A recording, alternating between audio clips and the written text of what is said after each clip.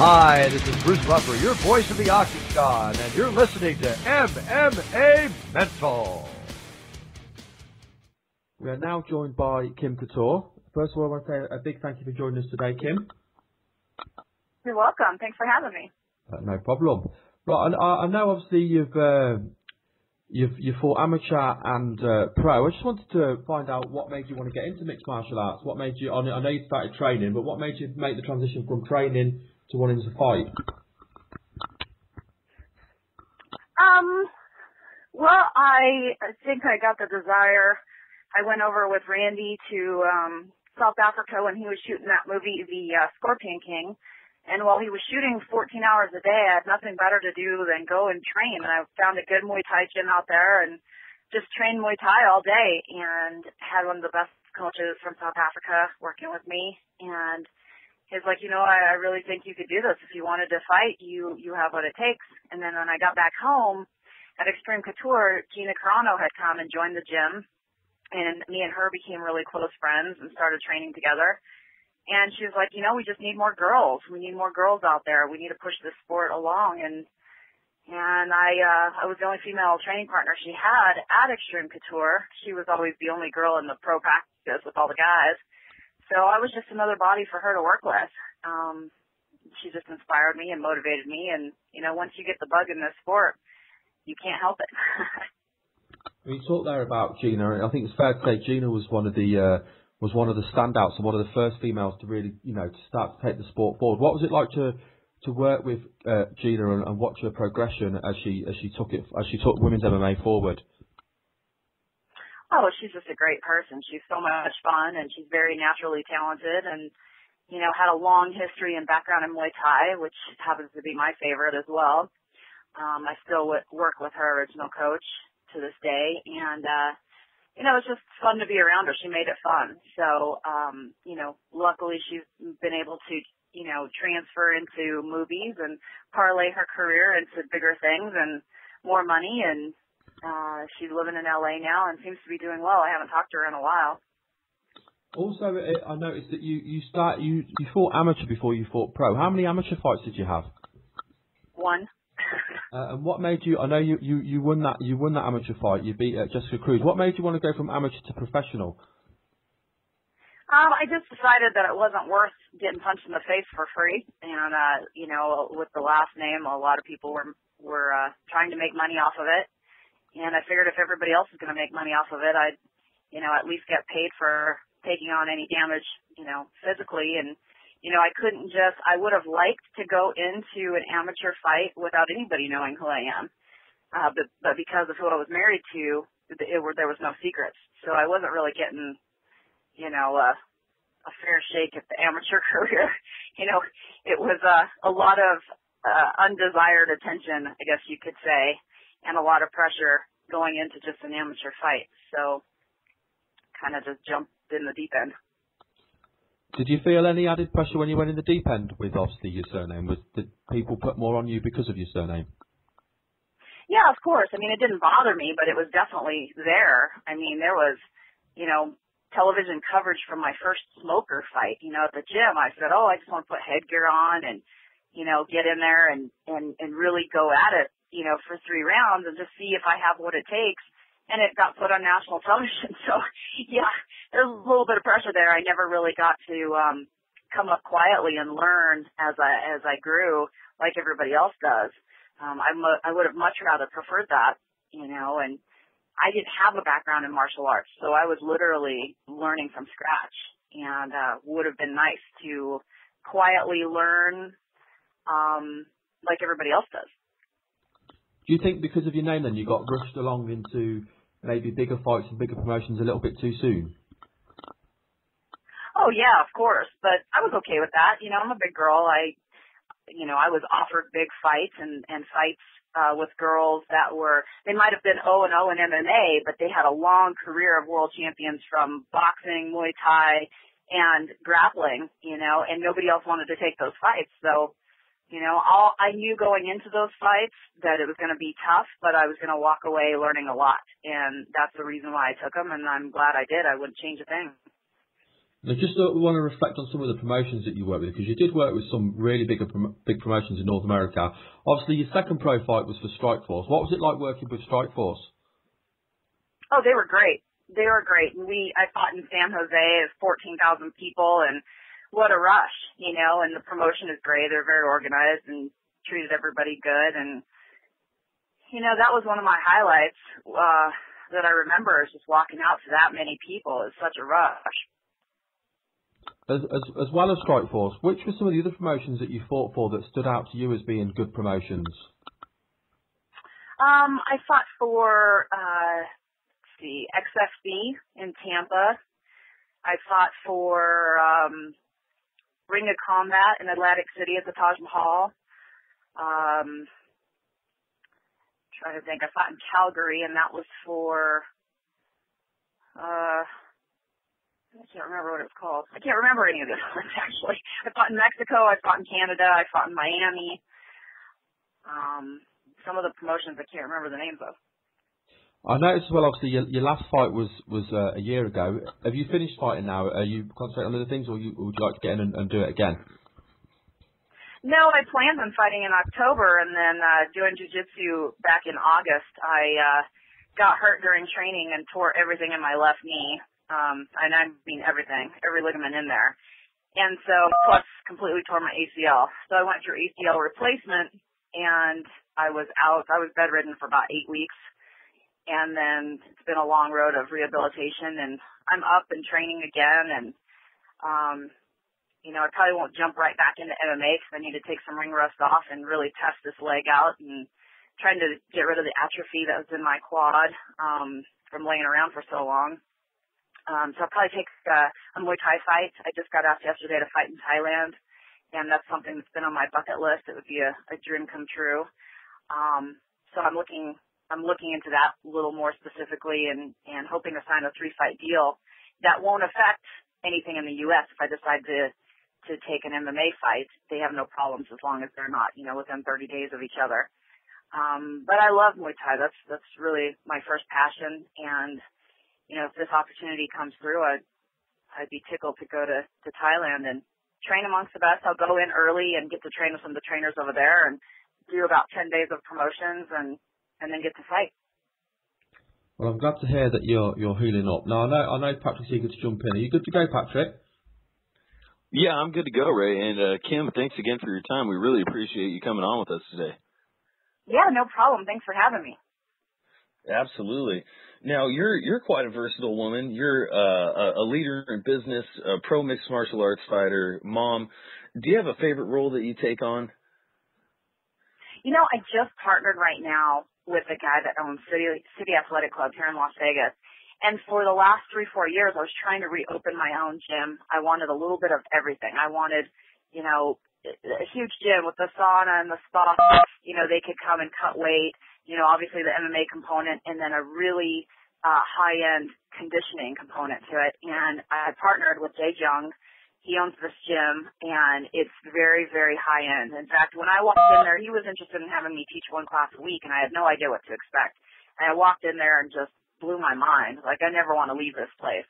So now we partnered. I'm moving my weight loss clinic inside there. I'm heading up the MMA program there, and I'm bringing on some of the top coaches that I can find. We're reorganizing the room right now, and I'm doing a lot of marketing and advertising for them. We just shot some radio commercials. I like to be in a position where I can do a little bit of everything. Every day it's a new adventure, and I'm going to reopen my fighter management company. You know, I used to have 14 UFC guys back in the day when I was married, and, you know, that was a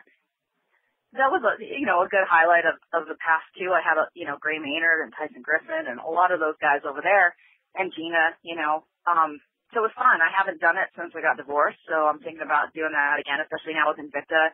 A lot of girls coming to me for advice and help, and I'd love to be the one to get them on the right track and kickstart their career and help them get noticed and brand them. So I'm in a position now where I can do all of those things, grow my own business, which is my weight loss clinic. I do biofeedback scans. I'm really, really into health and nutrition, health and wellness, and a lot of anti-aging, all that good stuff. So it's bringing everything under one roof. I couldn't be happier. Yeah, that's awesome. It definitely sounds like you have a lot on your plate as per usual. So were you focusing a little bit more on your business side when you were rehabbing your ACL and all your other injuries? Were you taking that time to focus on business since perhaps you couldn't train as much as you would when you were healthy? Yeah, I couldn't train at all. I mean, this was bad. I've been hurt a lot. I've had a million surgeries, and this one I thought was going to kill me. I've never experienced so much pain in my entire life, and to the point where they thought they were going to have to go in and do surgery again because, you know, they drilled through my tibia and they put some screws in there, and my patella tendon was pulled off track, and just things just weren't healing as quickly as they were supposed to, and doctors were really worried. And I just stepped up my physical therapy quite a bit, and it actually helped. I had to go for a lot of like sports massages and stuff, and you know, it got better, thank God. But for 8 weeks, I couldn't even get out of bed. It was excruciating. And, yeah, I didn't really even focus on business at that time. This was kind of a hard time to go through. It was pretty depressing, you know, not being able to move, and the longest time in my life where I couldn't train. And then now, you know, I was looking, when I met Jay, or right before I met Jay, I was looking for a bigger location to move my weight loss clinic because I had a small gym in the back. I was doing a lot of fighters nutrition, helping them cut weight. It's small, and it was too small to like do a lot of stuff, but I could hold pads and do one-on-ones back there. So I was like, well, I'd like to get like 3,000 or 5,000 square feet now. So I was looking around, and then this opportunity landed in my lap, and it was the perfect fit. So now I'm hoping to build a team and let fighters know that I'm there. I can help them with their diet. I can help them with their weight cut. And it's a huge facility. The MMA side of this gym, it's a regular, like the same size as a 24-hour fitness. It's 50,000 square feet. We got the pool, sauna, hot tub. We've got CrossFit in there. We have dance, Pilates, spin. It's a regular working gym. And then he took all the basketball courts, and it was regulation, like NBA size court. He took that all out and made that the MMA room. Oh, that's awesome. That definitely so that's basically my room. Well, that sounds like it's going to be the new premier location to go and to train in Vegas. And now I'd seen you tweet out earlier today about the Tough Enough event that's going to be going on at the South Point Hotel. I believe that's today. My wife and I actually got married at the South Point Hotel. We love that location, and I know that they host the Tough Enough shows there quite often. Are you going to be there in attendance this evening? Yeah, I go to every show. I love those guys. You know, so many of my friends started out on Tough Enough, and now they're, you know, with Ronda Rousey, she started out in Tough Enough. Everybody kind of got their start there. Randy's son, Ryan. And I just love to go and watch the new talent. I'm a huge fan of the sport, so I go there to support everybody. And, you know, you never know what's going to come out of those fights. These guys, you know, like Ronda, they just skyrocket. And Ryan's doing pretty well himself now. He's going to be making his debut in the UFC now after Strikeforce. So it's always good to go out there and show your support and see what names are coming up. And you can see when you're there who has talent, and you want to keep your eye on those guys. Yeah, that's for sure. Whenever you're attending the local events, there's always you can see some of them just maybe wanted a little bit more. Now, being a mother of two, does that add an emotional weight to victory or defeat inside the cage?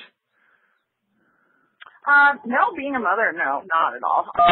You know, my son has been critical in my healing process here. He went this morning to the gym. He's a swimmer. He has no interest in the sport, but he is a swimmer, and he's been putting me through swim workouts to help with my knee. And it's been great. You know, swimming's not my forte at all, and he's so good. And so to have something that's a bonding moment like that where he's actually coaching me, yeah, it's really nice. You know, my daughter, she lives in Colorado with her dad, and she likes the sport but can't watch it live. She only wants to watch if she knows I want. Oh, sure. So were you pretty open when you first got into your MMA career? Were you open about that with your kids? Oh, yeah. I mean, they know I'm crazy. I came from the rodeo background, and I've done every sport on the planet, you know. So they knew that that's me, you know. In the rodeo world, you know, most of the girls in rodeo barrel race. I did that too, but I was a team roper. I did the hardest thing, well, next to bull riding. You know, you don't see too many girls out there team roping and healing, and that was my sport. And I've been doing that since I could walk. So I kind of like stuff that's on the edge and an adrenaline rush. And my son will support me whatever I decided to do. He could care less about the sport until it comes to fight time, and then he's there and he's nervous and he's rubbing my shoulders and patting my back, and he just he comes alive the day of the fight, I'll tell you. Oh, that's fantastic. Now, you've always been a big advocate of women's mixed martial arts. Were you surprised that the UFC just recently added their women's division? No, I wasn't surprised. I knew it was a matter of time. I think the numbers of women out there doing it, the talent, I think Invicta having their own promotion with all these women definitely helped. And then Ronda really caught Dana's eye. She's such a mega superstar. She's been doing this stuff since she was like 6. And now with her, having that platform to be seen, now you see like a lot of these Olympians, Sarah McMahon, there's a lot of girls with so much talent and they've just never been seen. They're out there. People just don't know about them. So, I'm really happy that he did it, and those girls definitely delivered. I hosted a UFC viewing party out here, and everybody in there came alive when that fight started, and people were on the edge of their seats and going nuts. So the reaction that I saw just from the room that I was in, we had probably 80 people in there. It was great energy, and I was just happy those girls really delivered, and I know Dana was too. Yeah, I think all the fans were certainly pleased with that fight. It was a really good validating moment for women's mixed martial arts, and with that, and like you mentioned, with what Invicta Fighting Championships is doing, hopefully we'll continue to see the women's side of mixed martial arts continue to grow. Now, before we let you go, we really appreciate you coming on and talking with us, Kim. Just feel free to take a moment to shout out any sponsors you have or any business projects you're working on, and please let the fans know how they can follow you on Twitter and Facebook. Yeah, well, I got to start a new Facebook. I've been off the grid and social media for a while. I'm starting to get back into it. My Twitter is Kim Couture. And anybody that's in Vegas, come check out, and you can look up the website, cityathletic.club.com. Look at the pictures. This place is really high-end, super awesome. Come do some training, all of the classes besides MMA, but definitely check out the MMA room. If you're in town for a fight and you need some place to cut weight or just warm up, we're welcoming everybody to stop by. We're giving, free day passes. Let them come in, cut weight for free. Just come check it out. Awesome. Well, thanks again for your time, Kim. We really appreciate it, and good luck healing up, and we look forward to talking to you soon and hopefully seeing you back in that cage. Me too. Thank you guys so much. Thanks, Kim. Okay, take care. Bye. Bye-bye.